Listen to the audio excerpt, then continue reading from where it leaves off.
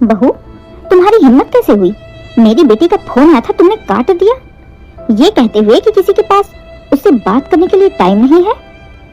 गुस्से में शांति जी अपनी बहू सीमा के ऊपर चिल्लाने लगी तो सीमा ने धीरे से कहा, हाँ माँ जी, काटा फोन और आगे भी काटूंगी। उनके घर में कोई काम नहीं होता है क्या जो सुबह सुबह ही फोन लगाकर बैठ जाती हैं? मैंने भी साफ साफ दीदी को बोल दिया कि दीदी पहले अपने घर का काम निपटा लो, इसके बाद माँ से बातें करना। कहते हुए सीमा अपने कमरे में चली गई। सुबह सुबह सीमा जल्दी जल्दी रोटियां बना रही थी कि तभी उसका फोन बज उठा। फोन सीमा की माँ का था। सीमा रोटियां बनाते हुए ही माँ से बातें करने लगी कि तभी इतने में ही सीमा की सास शांति जी की नजर सीमा पर गई। बहू को फोन पर बात करता हुआ देख शांति जी चिढ़ गई और जोर जोर से चिल्लाते हुए बोली, हे राम, देखो तो जरा, बहू सुबह सुबह काम के बीच में ही फोन कान से चिपका लिया महारानी ने। घर का तो कोई काम इसे दिखता ही नहीं है, बस जब देखो तब फोन पर बात करने आता है, काम चोर कहीं की। दिन रात मायके से चिपकी रहती है, कभी माँ, कभी बहन, कभी भाभी। शांति जी जानबूझकर इतनी ऊंची आवाज में बोल रही थी कि सीमा को सब कुछ सुनाई दे। सास की बात सुन सीमा का चेहरा उतर गया। वो चुपचाप फोन रखकर वापस बेलन चलाने लगी। आंखों में आंसू भी थे, क्योंकि ये पहली बार नहीं था। जब भी सीमा फोन पर बातें करती शांति जी ऐसे ही चिढ़ती रहती, गुस्सा करती, क्योंकि शांति जी नहीं चाहती कि बहू फोन पर मायके में किसी से भी बातें करे। लेकिन ये बात वो खुलकर सीमा को बोल नहीं पाती। लेकिन जब उसका फोन आता वो इतना बड़बड़ाने लगती, इतना चिल्लाने लगती कि बेचारी सीमा डर से फोन ही काट देती। धीरे धीरे शांति जी की हरकतों से सीमा की माँ ने भी बेटी की खुशियों के चलते फोन करना ही लगभग बंद कर दिया था। शांति जी की वजह से ना तो सीमा अपनी माँ से बातें कर पाती, ना अपनी बहन से और ना ही भाभी से, जिसके चलते सीमा का मन बुझा बुझा रहने लगा।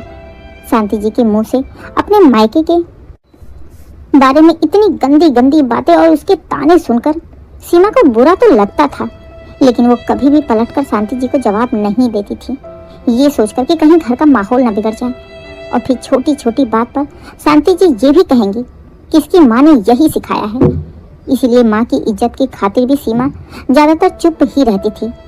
अब जब सीमा ने माँ से बात करना बंद कर दिया था, अब शांति जी को बड़ा ही सुकून मिलता था।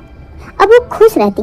बहू का फोन तो शांति जी ने छुड़वा दिया था, लेकिन वही खुद दिन भर अपनी बेटी संजू से फोन पर बतियाती रहती। मायके में घंटों भाभी से हंस हंस कर खुद की तारीफ में कहती रहती कि भाभी, मैंने तो अपनी बहू को पूरा कंट्रोल में करके रखा है, छुड़वा दिया मायके बात करना।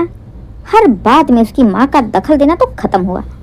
अब मजाल है कि बहू कभी पलटकर मेरी इजाजत के बिना अपनी माँ से बात भी कर ले। सीमा को सास की ये सारी बातें बिल्कुल पसंद नहीं आती।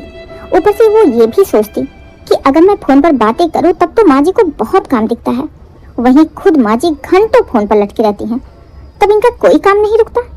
वैसे तो मुझे मेरी माँ से बातें नहीं करने देती और खुद की बेटी के साथ घंटे भर फोन पर लटकी रहती हैं, फिर भी घर का माहौल सही बना रहे, जिसके चलते सीमा ने जानबूझकर खुद ही फोन से दूरी बना ली थी। लेकिन धीरे धीरे पूरा एक हफ्ता बीत गया था उसे अपनी माँ से बात किए हुए। मन बार बार बेचैन हो रहा था माँ से बात करने के लिए। इसलिए दोपहर को जैसे ही फ्री हुई अपने कमरे में जाकर उसने माँ को फोन लगाया। सोचा आराम से 10 मिनट बात कर लूँगी। जैसे ही फोन लगाया कि पहुँच गई शांति जी। सीमा को फिर से अपनी माँ से बात करता हुआ देख गुस्से में बड़बड़ाने लगी, हे भगवान, कितनी झूठी है मेरी बहू। जाने क्या संस्कार दिया इसकी माँ ने इसे, बस झूठ बोलना सिखाया है। मुझसे कहती थी कि मैं अपनी माँ से बातें नहीं करती हूँ, मुझे दिखाकर मेरे सामने बातें नहीं करती है, और फोन पर घंटों बंद कमरे में लगी पड़ी है और कह रही कि मैं 10 दिन से बात नहीं करी। बताओ भला, कब से मेरे पैरों में दर्द हो रहा है, मैं कितना परेशान हूँ। कब से बुला रही कि मालिश कर दे, मालिश कर दे, लेकिन नहीं, यहाँ तो फोन पर महारानी लटकी हैं। सास मरे या जिए क्या फर्क पड़ता है।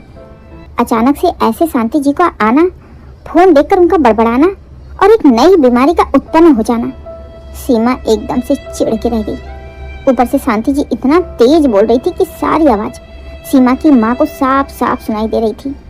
सीमा ने जैसे ही फोन रखने को कहा तो सीमा की माँ ने कहा, बेटा ये क्या तरीका है, आखिर कब तक ये सब बर्दाश्त करती रहोगी? तुम्हारी सास जो कर रही है वो सरासर गलत है। ये क्या तरीका होता है? बेटी की शादी कर दी तो उसे भूल जाए, फोन भी ना करने देंगी? तो सीमा ने कहा, माँ क्या करूं, मैं घर में कलेश नहीं चाहती, इसलिए शांत रहती हूँ। नहीं तो ये इतना बोलती हैं कि पागल हो जाती हूँ। सीमा की माँ ने बड़े ही गंभीर होकर कहा, बेटा तुम्हारी सास बहुत गलत कर रही हैं, उन्हें समझाओ, वरना अगर ऐसा ही चलता रहा तो एक दिन सच में तुम्हारा मायके से रिश्ता ही खत्म हो जाएगा। और ये वही चाहती हैं। खुद की बेटी से तो घंटों फोन पर लटक कर बातें करती हैं, और बहू के साथ इतनी प्रॉब्लम क्यों? माँ की बातें सुन सीमा को रोना आ गया। आंखों में आंसू लिए बोली, क्या करूँ माँ, कुछ समझ में नहीं आ रहा। बेटी को रोता हुआ देख सीमा की माँ ने कहा, सुनो सीमा, मैं तुम्हें कुछ बताती हूँ, उसे ध्यान से सुनो। कहते हुए सीमा की माँ ने सीमा को जो बताया उसे सुनकर सीमा मुस्कुरा पड़ी और फोन रखकर चुपचाप अपने काम में लग गई। अगले दिन जैसे ही सुबह सुबह संजू का फोन आया, शांति जी से पहले ही लपक कर सीमा ने फोन उठा लिया और तुरंत ही अपनी ननद से बोली, दीदी ये क्या तरीका है, कितने दिन से देख रही हूँ मैं, रोज सुबह होती नहीं कि आप फोन लगाकर बैठ जाती हैं। आपके घर में कोई काम नहीं होता है क्या? आपके पति ऑफिस नहीं जाते, बच्चे स्कूल नहीं जाते हैं, जब देखो तब दिन रात फोन पर ही लटकी रहती हो। ये कोई तरीका होता है? ये कोई टाइम होता है फोन करने का? फोन रखो आप, हमारे घर में भी बहुत काम है। जब तक काम खत्म नहीं हो जाएगा फोन पर कोई बात नहीं करेगा। आज के बाद हमारे घर के सारे फोन बंद रहेंगे। कहते हुए सीमा ने संजू का फोन काट दिया।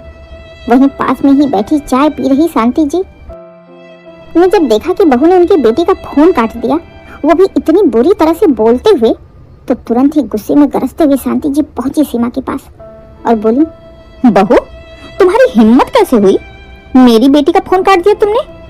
होती कौन हो तुम, मेरी बेटी का फोन काटने वाली? तो सीमा ने बड़ी ही मासूमियत से कहा, क्यों माँ जी, ये कोई तरीका होता है? रोज रोज सुबह सुबह ही दीदी फोन लगाकर बैठ जाती है, काम नहीं होता क्या उनके घर में कोई? आपके दामाद को ऑफिस जाना होता है, बच्चों को स्कूल जाना होता है, और ये काम के टाइम पर काम चोर की तरह फोन लगाकर बैठ जाती है। बहू के मुंह से बेटी के लिए काम चोर सुन शांति जी और भी गुस्से में भड़कते हुए बोली, खबरदार बहू, अपनी जबान पर लगाम दो। मेरी बेटी काम चोर है? उसका काम तुम करती हो क्या? उसके पति का खाना तुम बनाती हो क्या? उसके बच्चों को टिफिन तुम देती हो क्या? इतनी आग क्यों लग रही है? वो अपना काम टाइम पर करके अगर फोन पर बातें कर रही है तो तुझे चिढ़ क्यों आ रही है? तू अपने काम पर ध्यान देना, मेरी बेटी के पीछे पड़ने की जरूरत नहीं है। बस इतना सुनते ही सीमा ने व्यंग में ताली बजाते हुए बोला, वाह माँ जी वाह, क्या कानून है आपका। बेटी के टाइम पर उसका काम और फोन दोनों एक साथ हो सकता है, लेकिन बहू के टाइम पर नहीं। जब आपकी बेटी फोन पर बातें करते हुए खाना बना सकती है, अपने पति को भेज सकती है, बच्चों को भेज सकती है, घर संभाल सकती है, तो भला मैं क्यों नहीं? कब मैंने आपके बेटे को भूखा भेजा है? कब मैंने बच्चों का टिफिन नहीं दिया? और कब आपको कभी भी लेट चाय पानी खाना नाश्ता मिला है? या घर में गंदगी दिखाई देती है, कपड़े धुले नहीं रहते? कौन सा काम नहीं होता आपका जो आप मेरी माँ का फोन आते ही गुस्से में बड़बड़ाना शुरू कर देती है? आपकी वजह से आज मेरी माँ मुझे फोन नहीं करती, मेरी भाभी मेरी बहनें मुझसे बात करने से डरती हैं। बस आपकी वजह से मेरा मायका लगभग छूट गया है। तो जो नियम आपने अपनी बहू के ऊपर लगाया है वही बेटी के ऊपर भी लगा के रखो ना माँ जी।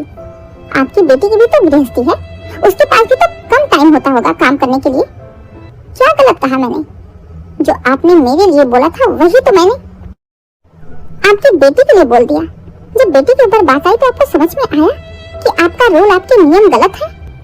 एक ही सांस में सीमा ने अपने मन की सारी भड़ास निकाल दी। अचानक से बहू को इतना बोलता देख शांति जी शांत हो गईं। उनके मुंह से कोई बोल ही नहीं निकल रही थी।